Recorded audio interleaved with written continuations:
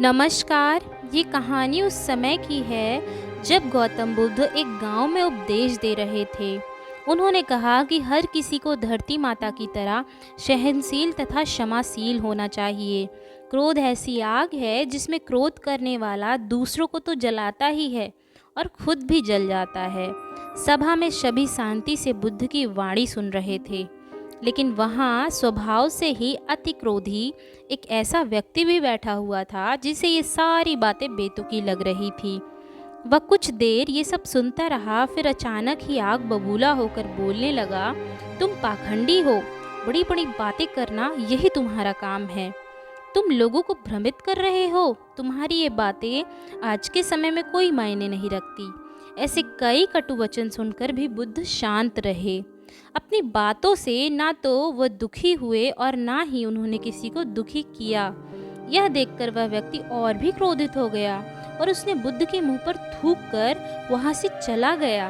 अगले दिन जब उस व्यक्ति का क्रोध शांत हुआ तो उसने अपने बुरे व्यवहार के कारण पछतावे की आग में जलने लगा और वह बुद्ध को ढूंढते हुए उसी स्थान पर पहुंचा जहां बुद्ध उसे मिला करते थे।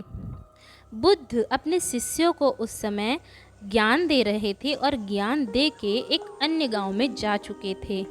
व्यक्ति ने बुद्ध के बारे में लोगों से पूछा और ढूंढते ढूंढते जब बुद्ध प्रवचन दे रहे थे वहां पहुंच गया। उन्हें देखते ही वह उनके चरणों में गिर पड़ा और बोला, मुझे क्षमा कीजिए प्रभु। बुद्ध ने पूछा, कौन हो भाई, तुम्हें क्या हुआ है और क्षमा क्यों मांग रहे हो? उस इंसान ने कहा, आप भूल गए क्या, मैं वही हूँ जिसने कल आपके साथ बहुत बुरा व्यवहार किया था। मैं शर्मिंदा हूँ, मैं मेरे दुष्ट आचरण की क्षमा याचना करने आया हूँ। भगवान बुद्ध ने प्रेम पूर्वक कहा, बीता हुआ कल तो मैं वहीं छोड़कर आ गया था। तुम अभी भी वहीं अटके हुए हो क्या? तुम्हें अपनी गलती का आभास हो गया, तुमने पश्चाताप कर लिया, तुम निर्मल हो चुके हो। अब तुम आज में प्रवेश करो। बुरी बातें तथा बुरी घटनाएं याद करते रहने से वर्तमान और भविष्य दोनों बिगड़ जाते हैं। बीते हुए कल के कारण आज को मत बिगाड़ो। उस व्यक्ति का सारा बोझ उतर गया। उसने भगवान बुद्ध के चरणों में प्रकट कर क्रोध त्यागा और क्षमाशीलता का संकल्प लिया। बुद्ध ने उसके मस्तिष्क पर आशीष का हाथ रखा। उस दिन से उसमें परिवर्तन आ गया और उसके जीवन में सत्य, प्रेम व करुणा की धारा बहने लगी। मित्रों, बहुत बार हम भूत में की गई किसी गलती के बारे में सोच सोचकर बार बार दुखी होते हैं, खुद को कोसते हैं। हमें ऐसा कभी नहीं करना चाहिए।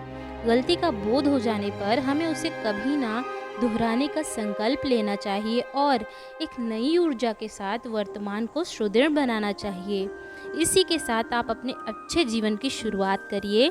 धन्यवाद।